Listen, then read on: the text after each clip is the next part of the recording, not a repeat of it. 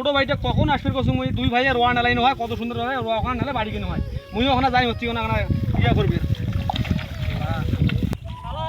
রংপুরে একটা সিনেমা লাগছে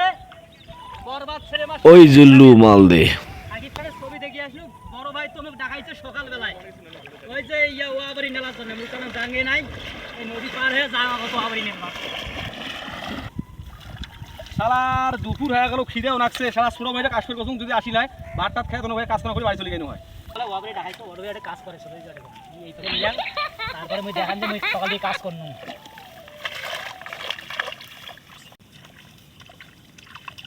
সন্ধ্যে পার যখন সন্ধ্যে হয়ে যায় বেলাটা দেখছেন বেলাটা যখন দড়ি যায় পেটও খিদিয়েতে বাথরুম চলাই চেহারাটা ভাত ধরে শুকোছো ভাতও ধরে সে চেহারাটাও নাই